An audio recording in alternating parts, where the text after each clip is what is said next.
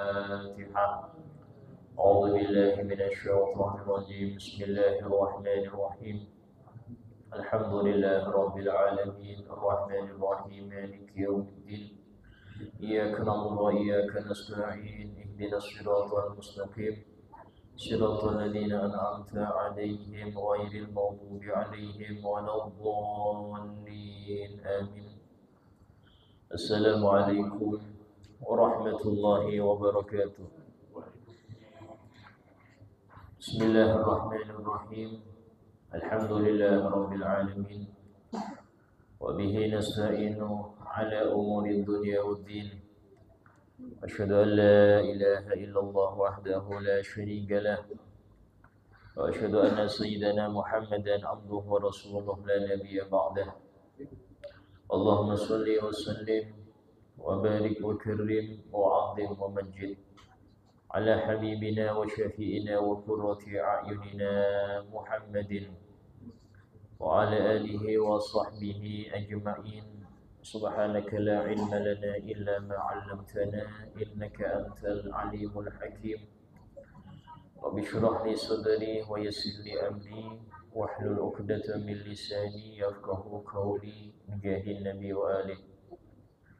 قال الله تعالى وقل رب زدني علما. وقال رسول الله صلى الله عليه وسلم طلب العلم فريضة على كل مسلم. Alhamdulillah, segala puji bagi Allah Subhanahu wa taala yang telah menganugerahkan kepada kita nikmat Islam dan nikmat iman. Dua nikmat terbesar yang pernah diberikan oleh Allah kepada makhluknya, yang mana pemberian ini Allah khususkan untuk siapapun yang Allah cintai dan yang Allah kehendaki menjadi ahli surganya, dan tidak diberikan kepada orang-orang yang dibenci oleh Allah dan Allah tentukan na'udzubillah daripada ahli nerakanya. Sehingga di antara tanda iman seseorang adalah takutnya dia akan perbuatan dosa dan semangatnya dalam dia mengejar pahala. Sehingga berkumpulnya kita dalam majelis yang mulia ini sedikit banyak menunjukkan kita ini orang yang beriman. Karena orang yang beriman itu sangat suka untuk diberi peringatan, sangat suka untuk diberi nasihat. Dalam Al-Quran Allah Ta'ala berfirman, "Fadzakir fa inna dzikra tanfa'ul mu'minin." Berilah nasihat, sesungguhnya nasihat itu sangat bermanfaat bagi yang beriman. Sehingga dalam hal ini orang yang masih senang untuk diberi nasihat, orang yang masih senang untuk menasihati sesama, itu merupakan tanda keimanan. Bahkan termasuk satu dari 4 tanda orang itu tidak rugi di akhirat, tidak termasuk manusia yang rugi. Allah Ta'ala berfirman, "Wal 'ashri innal insana lafi khusr." Demi masa sesungguhnya seluruh manusia itu dalam kerugian, kecuali memiliki 4 perkara ini, yaitu illal ladzina amanu, dia beriman, wa amilus sholihat, dia memiliki amal soleh, wa tawassaw bil haqq, dia senang untuk saling menasihati, senang menasihati, senang menerima nasihat akan kebenaran. Dan yang terakhir wa tawassaw bis sabr, senang menasihati dan senang untuk menerima nasihat akan kesabaran. Sabar terhadap dunia ini, sabar terhadap ujian, sabar terhadap mengerjakan perintah Allah, dan sabar di dalam meninggalkan apa-apa yang Allah haramkan atas dia. Walhamdulillah, melanjutkan kita kepada kajian sebelumnya, masih tentang sholatul jamaah, sholat berjamaah, yaitu syarat-syaratnya, yang mana kemarin telah kita bahas beberapa syarat dan kita lanjutkan untuk syarat-syarat yang lain pada pertemuan kita sekarang. Di antara syarat berjamaah adalah tidak boleh seorang makmum itu lebih maju daripada imamnya. Artinya makmum itu tidak boleh posisi dia lebih maju dari imam. Posisi di sini bagaimana Ustadz? Yaitu tumitnya dia harus lebih mundur dari tumitnya imam. Boleh sejajar, boleh. Artinya sejajar di sini nggak ketahuan mana imam mana makmum, tapi nggak dapat pahala 27. Jadi kalau makmumnya satu, kemudian imam dan makmum sejajar sampai tidak ketahuan, maka di sini sah sholatnya, tapi tidak mendapatkan pahala 27. Kapan mendapat pahala 27? Kalau makmumnya ini mundur sedikit. Paling afdolnya mundur untuk satu orang ya. Kalau ujung jarinya makmum itu di belakang tumitnya imam. Dan dia kalau laki-laki sebelah kanan. Kalau laki-laki dia sebelah kanan imam. Nanti kalau seumpama datang makmum yang kedua, maka dia langsung di posisi belakang imam jarak 1 shaf. Sehingga makmum yang pertama itu mundur pelan-pelan sampai sejajar dengan makmum kedua. Ketika mendatang makmum ketiga, maka sebelah kiri imam. Makmum keempat kanan. Terus seperti itu sampai sempurnanya shaf yang pertama. Adapun jika makmum itu seorang perempuan, maka jaraknya 1 shaf. Ya, mau itu istrinya atau ibunya atau saudarinya atau putrinya. Nah, dan kalau itu bukan mahramnya, maka lebih dari 1 shaf. Lebih dari 1 shaf ya. Nah, ini dalam aturan jika dia sholat dengan perempuan. Nah, kemudian hukum dia daripada tidak boleh mendahului, lebih tidak boleh majunya makmum daripada imam ini kalau kiblatnya satu arah. Tapi kalau kiblatnya beda, jadi ini hanya terjadi kalau sholat berjamaah tersebut di sekitar Ka'bah atau di Masjidil Haram, di mana seluruh arah masjid, seluruh arah Ka'bah, sudut Ka'bah itu semuanya menjadi kiblat. Semua sisi Ka'bah jadi kiblat. Jadi yang wajib untuk di belakang imam ketika imam itu sholat kalau yang satu arah kiblatnya. Tapi kalau kiblatnya beda arah, walaupun imamnya sama, ini tidak harus mundur daripada imam.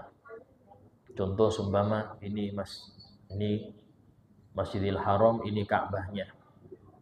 Jika imamnya di sini, maka nggak boleh ada makmum sebelah sini. Tapi kalau sebelah sini silahkan. Makmumnya dekat dengan Ka'bah, sini silahkan. Kenapa? Karena kiblatnya beda arah. Tapi kalau satu arah kiblatnya dengan imam, nggak boleh dia lebih maju daripada imamnya. Kemudian tidak boleh seorang makmum mendahului gerakan imam. Nggak boleh mendahului gerakan imam. Kalau dia mendahului gerakan imam, ya, maka dia berdosa. Tapi tetap sah. Maksudnya saat dia sujud duluan sebelum imam sujud. Dia i'tidal duluan sebelum imam i'tidal. Yang seperti ini dosa, tapi nggak sampai batal. Yang bikin batal itu jika dia mendahului 2 rukun gerakan sekaligus. Ya. Imam masih berdiri membaca surah. Dia rukuk.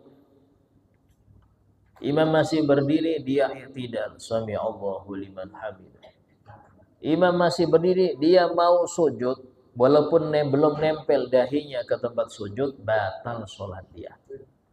Ya, batal sholatnya makmum tersebut. Kenapa? Karena mendahului imam 2 rukun gerakan. Nah, kemudian kalau terlambat bagaimana? Tadi kan mendahului. Kalau terlambat juga sama. Ya, terlambat itu yang boleh bahkan sunnah itu terlambat 1 rukun. Ya, 1 rukun. Imam ruku baru dia ruku. Imam i'tidal baru dia i'tidal. ini yang hukumnya sunnah, dapat pahala. Tapi kalau dia terlambat 2 rukun, contoh imam ruku dia tetap berdiri baca surat atau Fatihah. Ya, baca surat. Imam i'tidal dia tetap aja berdiri. Imam sudah nunduk dari i'tidal mau sujud, kalau dia masih tetap berdiri, hukumnya batal sholat dia. Kecuali kalau ada undur, ada alasan yang dibenarkan. Ya hukumnya nggak apa-apa. Seperti apa Ustaz alasan yang dibenarkan? Seperti seseorang yang dia lupa baca Fatihah. Saking enaknya suara imam sampai lupa baca Fatihah.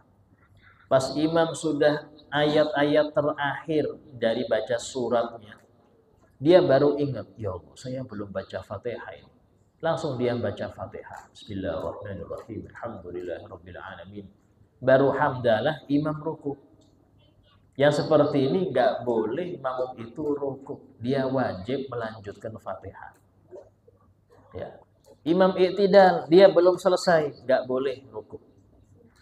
Imam sujud pertama, dia belum selesai, itu tidak apa-apa. Maksudnya tidak batal. Dan gak boleh dia rukuk. Karena dia belum selesai.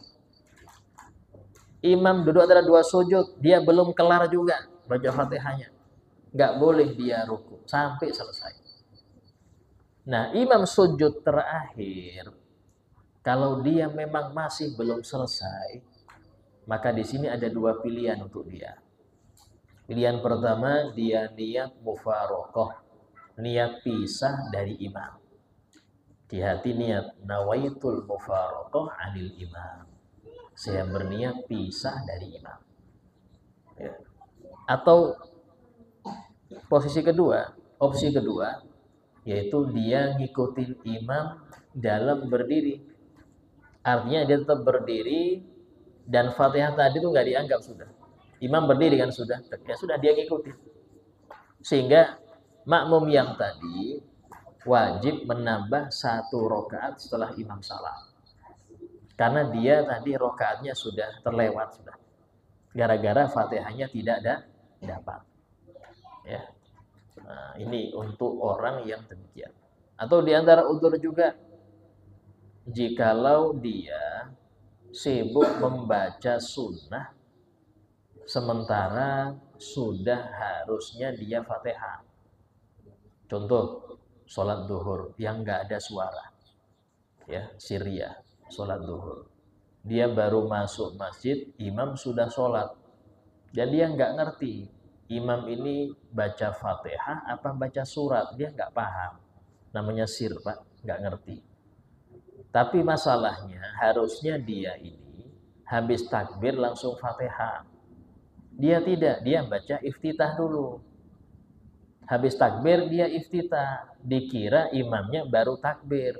Kan dia nggak ngerti nih. Kabiro, walhamdulillah katsiro. Sampai dia baru baca bismillahirrahmanirrahim, baru mulai Fatihah, imam ruku. Yang seperti ini nggak boleh dia ruku. Kalau dia ruku sengaja, batal sholat dia. Karena belum selesai Fatihah, kenapa dia ruku? Kalau sumpama dia langsung Fatihah, maka masih ayat ketiga imam ruku, wajib dia ruku.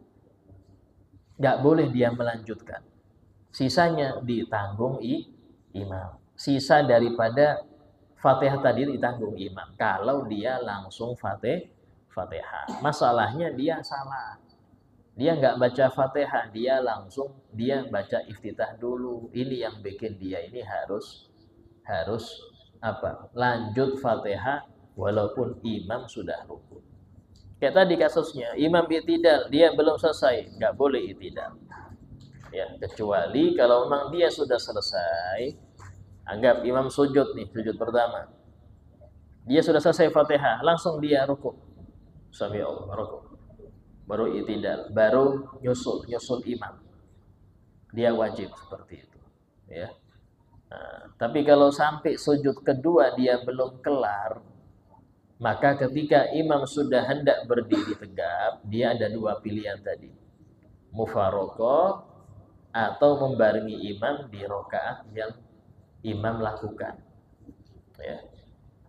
Nah, dan hal ini, Ustaz, seumpama imamnya habis sujud kedua itu tahiyat awal kayak apa, Ustaz? Karena rakaat kedua. Maka makmum tadi pilihannya tetap dua. Mufaroqah atau dia duduk ikut imam tahiyat awal. Langsung duduk tahiyat awal.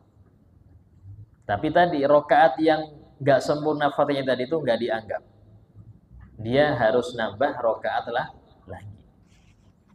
Tapi tadi ya, mufaroqah itu, Anda kalau sudah niat mufaroqah, enggak boleh ngikutin gerakan imam walaupun satu rukuk.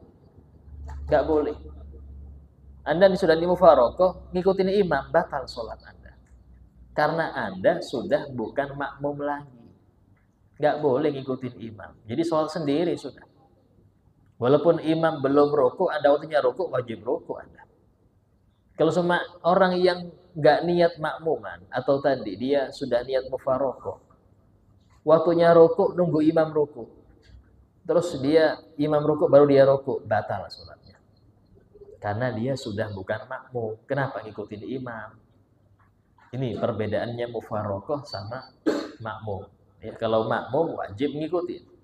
Kalau bukan makmum karena dia nggak niat, karena dia niat mufaroqah, maka nggak boleh ngikutin imam. Ini di dalam gerakan ya.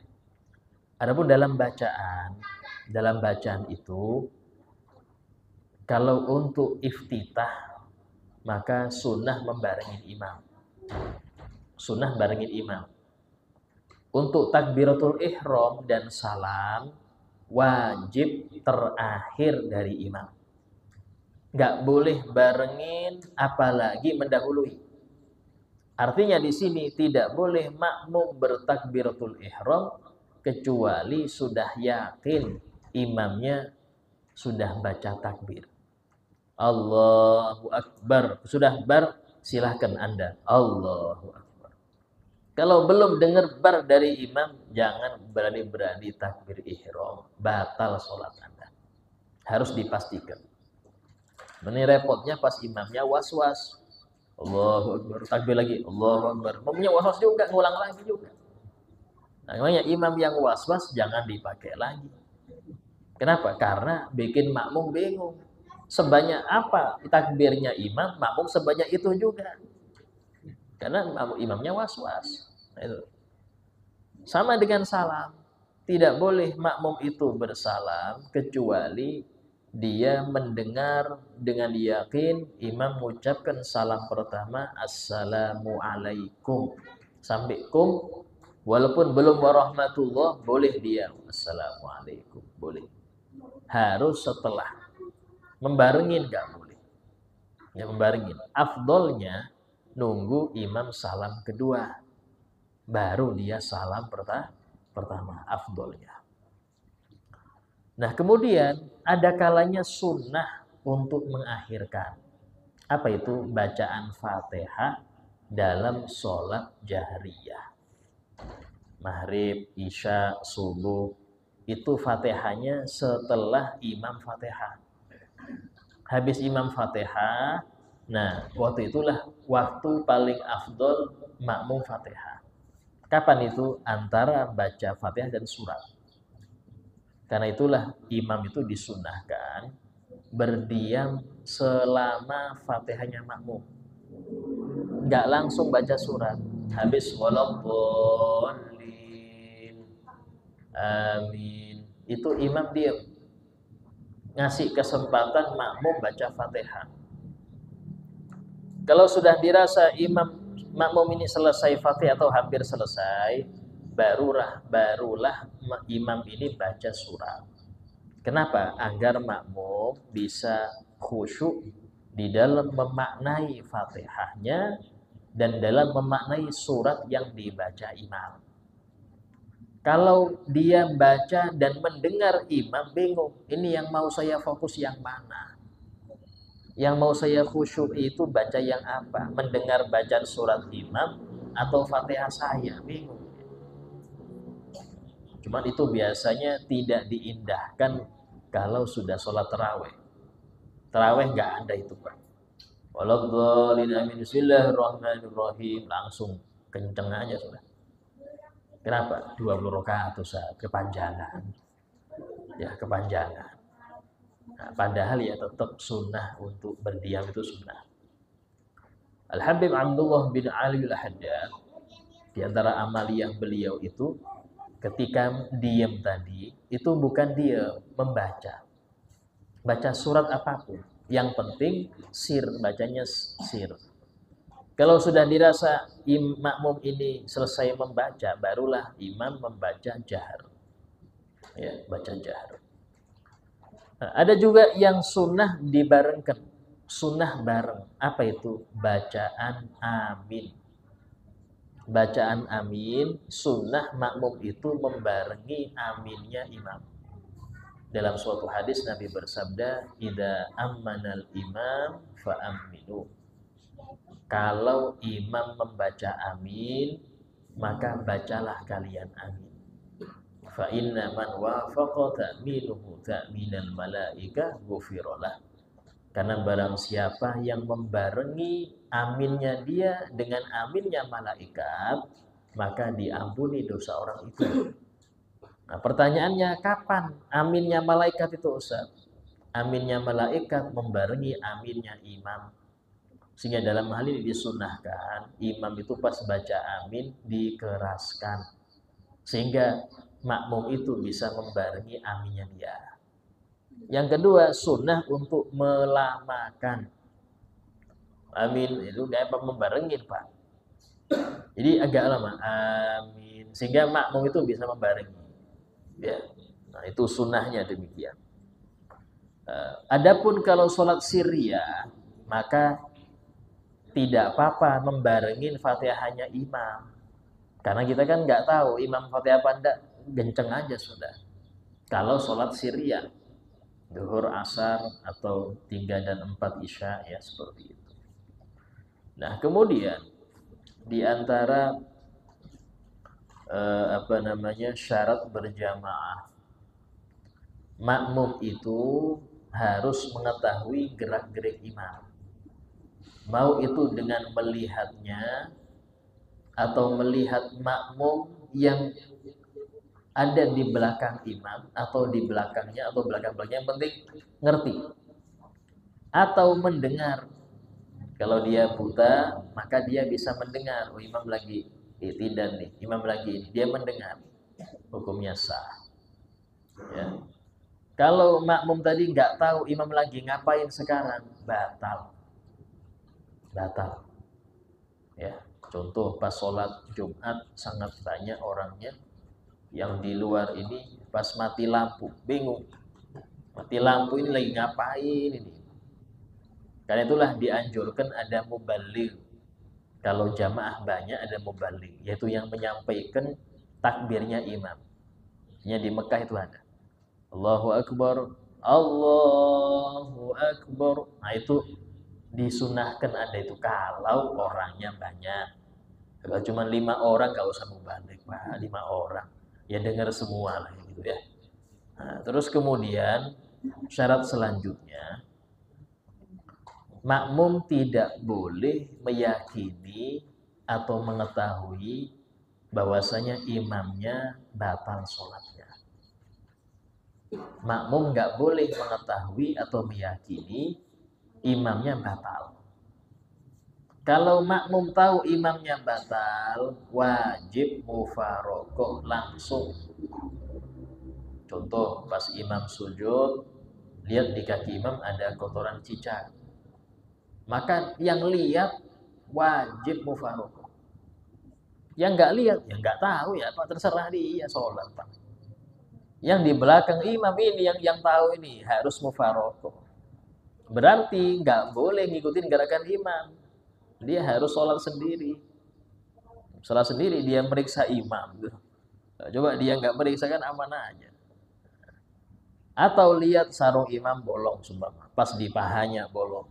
Duh, terasa aurat ini. Repot ini. Yang ngerti itu wajib dia mufarokoh karena dia tahu imamnya batal. Termasuk kalau dia tahu imamnya nggak baca bismillah.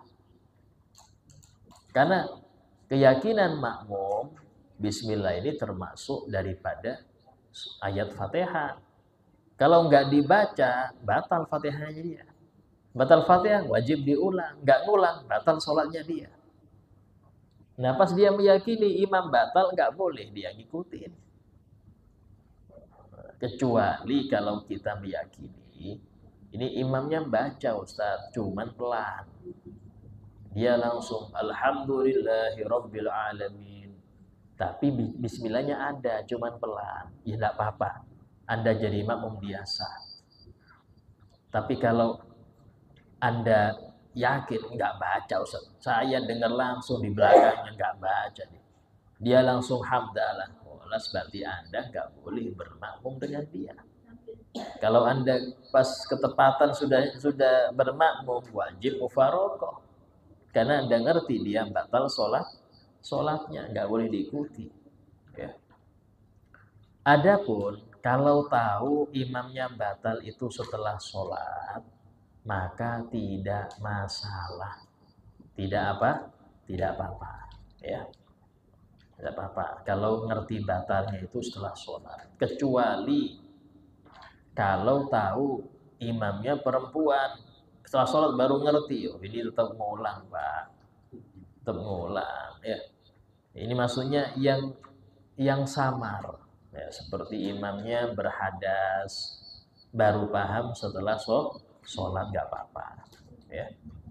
Nah, terus kemudian diantara syarat berjamaah, ya, untuk makmum itu harus bisa sampai kepada imam.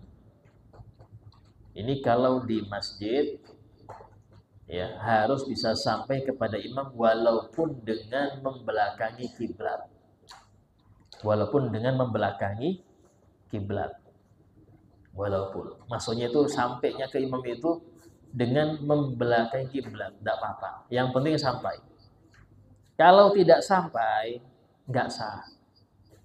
Contoh, sumpama tempat perempuan nih, ya, ini ditutup langsung rapat ke tembok sana, sini rapat ke tembok sini, ya, pintu tutup, sini tutup semua pintunya, sehingga makmum perempuan nggak bisa nyampe ke imam, mau lewat luar, lewat sini nggak bisa, batal.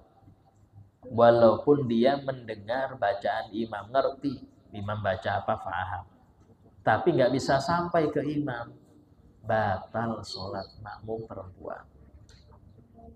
Walaupun kaca semua, saya ngerti, lihat makmum sholat depannya lihat, imam lihat, tapi nggak bisa sampai ke imam, maka ini nggak sah, sholatnya tidak sah. Karena itulah biasanya masjid atau mushola yang pakai AC itu kalau sholatnya hanya di dalam ruangan aja makmum tidak masalah. Tapi kalau sudah sholat Jumat sampai meluber keluar, itu harus ada pintu masjid yang dibuka agar yang sholat di luar sah. Kalau tidak ada yang dibuka, ditutup semua karena ber-AC ini, yang luar gak sah. Walaupun mereka bisa lihat gerakan imam. Kenapa gak sah Ustaz? Gak bisa sampai kepada imam. Nah, ini kalau di masjid. Kalau model-model di rumah sholatnya, atau di aula, atau di musola, ya, ini harus imam makmum itu sampai kepada imam tanpa membelakangi kiblat. Kasih contoh, sumpama ini pintunya kebuka dua-duanya, meluber jamaah sampai keluar. Di balik tembok ini ada makmum. Temboknya ada makmum, ya. Nah, ini kalau masjid tetap sah. Kenapa? Karena dia bisa sampai ke imam walaupun dengan berbalik badan. Artinya membelakangi kiblat. Ya. Tapi kalau ini musola atau rumah atau sekolah yang dipakai untuk berjamaah, tidak sah yang sholat sini. Karena dia nyampe ke imam harus berbalik arah dulu, baru ke imam. Nggak sah. Yang sah bagian sana. Yang sah bagian sana. Ya, nah, itu yang penting untuk diketahui. Karena sebagian saya perhatikan banyak yang kadang sholat hari terawih ya. Terawih itu kalau malam pertama, masya Allah, itu kayak sholat gitu. Tapi sayangnya malam pertama aja. Kesan pertama begitu menggoda ini. Selanjutnya ya ngeluber itu kemana ngelubernya. Nah, ini kalau sampai itu boleh untuk sebelah sana tapi kalau sebelah sini nggak sah kecuali masjid. Kalau masjid aman. Kalau masjid itu tidak apa-apa. Sama dengan kalau model loteng. Ya, tingkat 2. Tingkat 2 ini jikalau kayak gini, imamnya di sini. Itu tangganya sebelah sini. Sehingga makmum itu sampai ke imam tanpa membelakangi kiblat. Kalau tangganya taruh situ, dia ke imam pasti berbalik arah. Nggak sah. Kalau selain masjid. Kalau di situ loteng tangganya di situ, maka makmum yang sini mau ke imam harus berbalik arah dulu dia. Beda kalau di sini aman.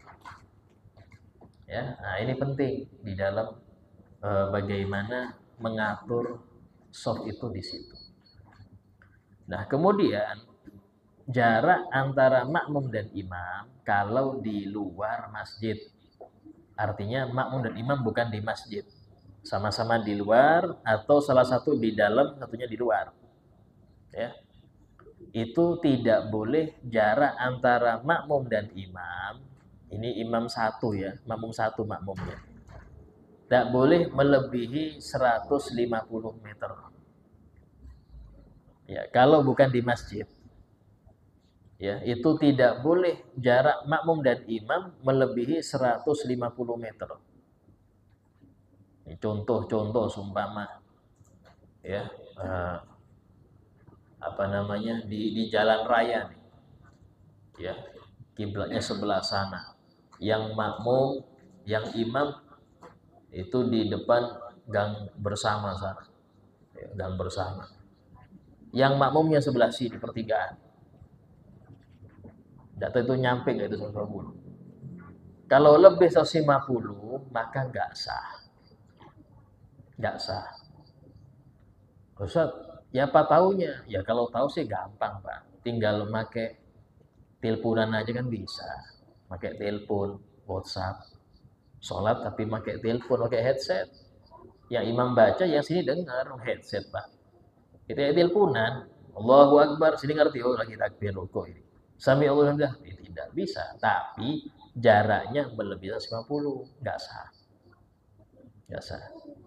Tapi kalau dia di masjid dua-duanya, imam di masjid, makmum di masjid, itu tidak ada jarak paten.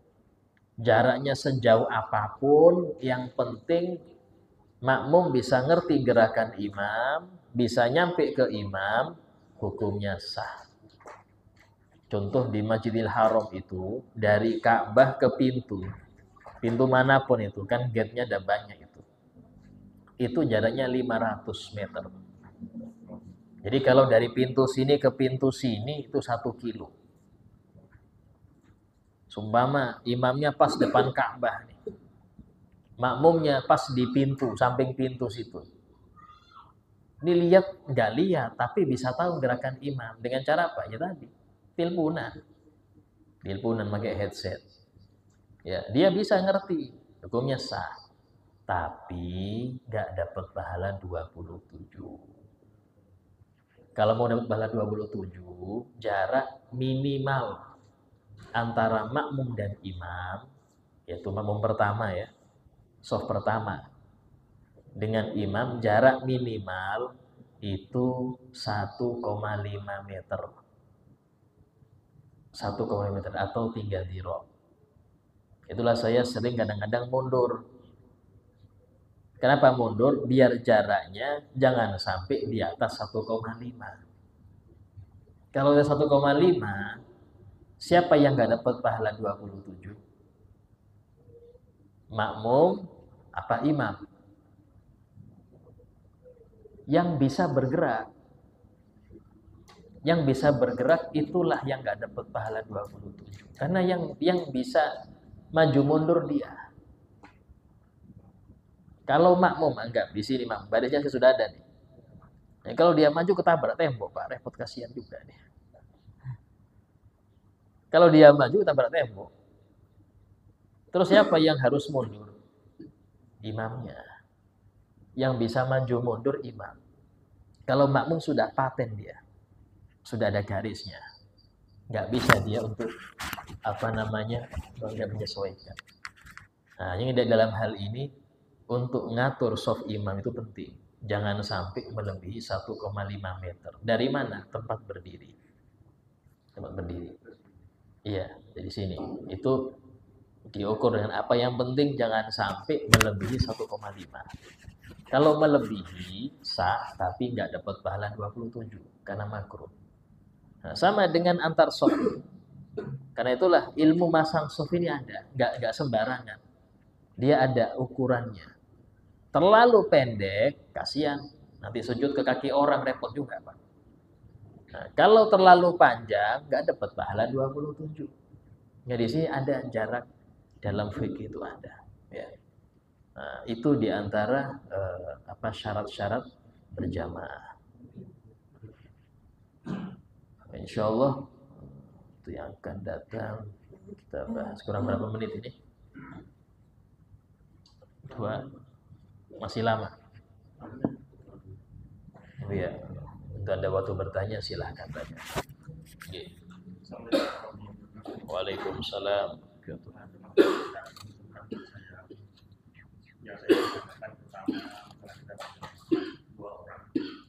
Jadi kita tidak boleh sejajar, tapi kita berpikir. Nanti kalau ada yang cuma dua, dia menjadi belakang imam. Satu shaf ya. Dan tidak selesai. Dan silakan ini. Jadi yang pertama tadi, yang kedua tadi, belakang atau takbir apa ada jemaah datang. Atau gini ya, ini saya ada takbir di rumah imam di depan saya. Nah, saya datang ke imam. Apa saya mundur sebelum imam takbir? Apakah imam takbir dulu kalau saya mundur? Sejajar sama yang kedua tadi. Yang pertama. Dan yang kedua, tadi Ustaz menyampaikan kita takbir itu setelah imam takbir Allahu Akbar. Terdengar akbarnya baru kita angkat takbir. Nah, ini sering juga saya ikuti Ustaz ya. Saya juga sebagai jemaah makmum. Kadang-kadang imam itu tidak ada akbarnya. Allah. Baru ada apa dia apa saya dengar kan? Nah, ini yang kita kerja malah. Tadi Ustaz ngomong kalau kita sampaikan setelah imam Allahu Akbar baru kita angkat takbir Allahu Akbar. Nah, bagaimana kalau imam itu barangnya kelihatan, barangnya kelihatan. Allah barangnya kelihatan. Nah, ini gimana Pak? Makasih sudah Assalamualaikum warahmatullahi wabarakatuh. Waalaikumsalam warahmatullahi wabarakatuh. Jadi yang dimaksud makmum itu posisi sebelah kanan kalau cuma satu. Sampai imam takbir cuma satu, ya sudah, dia posisinya di samping kanan imam, mundur sedikit. Tapi kalau imam sudah takbir tahu-tahu muncul, ya sudah langsung di belakang imam dua-duanya. Dalam keadaan satu di belakang imam pas, satunya sebelah kanan. Langsung mundur karena kelihatan ada makmum kedua baru datang. Langsung dia ngatur shaf di belakang imam. Satu di belakang imam pas, satunya sebelah kanan imam. Nah itu, baru keduanya takbir seperti biasa. Tapi itu boleh bergerak lebih dari 2 gerakan. dia kan tadi dari selama ini imam. Iya. Kemudian dia akan karena ada temannya, ada makmum lagi, dia akan mundur. Iya. Tapi dia mundur mungkin sampai 3 langkah. Boleh Iya. tak? Ya, itu cara geraknya. Jangan sampai 3 gerakan berturut-turut. Iya, boleh. Oke. Satu, dua. Mundur 2 dulu, berhenti dulu. Jedahnya ini berapa lama? Nah, ini penting. Jedah biar tidak dianggap 3 gerakan, itu selama diperlukan baca Al-Ikhlas. Bukan subhanallah. Subhanallah itu tumaknina. 2, tapi nggak baca ya. Cuman sekiranya baca Al-Ikhlas itu berapa detik. Baru 2 lagi. Kadang-kadang orang cepat, mending 1 detik langsung melangkah. Nah, nggak sampai 1 detik itu nggak cukup Al-Ikhlas. 4 ayat itu ya minimal 5 atau 6 detik. Mundur lagi, mundur seperti itu. Ya, ada jedahnya. Jedahnya itu selama Al-Ikhlas. Beda kalau jedah tumaknina. Jedah tumaknina yang penting baca tasbih subhanallah. Orang sah dibilang rukuknya sah walaupun nggak baca subhanallah bihamdi, itu yang penting ada tumaknina. Berapa lama tumaknina? Selama waktu yang diperlukan baca subhanallah. Selesai. Itu tumaknina. Tapi kalau biar gerakan itu tidak dianggap berturut-turut dengan 3 berturut-turut, itu harus dengan kadar Al-Ikhlas. Kadar surah Al-Ikhlas. Ya. Nah, kemudian untuk yang kedua, saat ini imamnya gak kedengaran takbirnya, akbarnya gak ketahuan. Maka bisa dengan cara yang lain. Contoh dia sudah mulai baca kabiro. Itu sudah pasti takbirnya selesai. Baru Anda mulai. Ya. Dia sudah kabiro. Atau dia agak lama habis Allah. Agak lama, disudah ini takbir. Walaupun dalam hal ini kita husnudzon. Imam mungkin membaca akbarnya itu sir. Tapi ingat, kemarin sudah sempat saya bahas, takbir ihram itu syaratnya banyak ya. Di antaranya apa? Tidak boleh putus antara Allah dan akbar. Allah akbar, nggak sah. Harus Allahu akbar.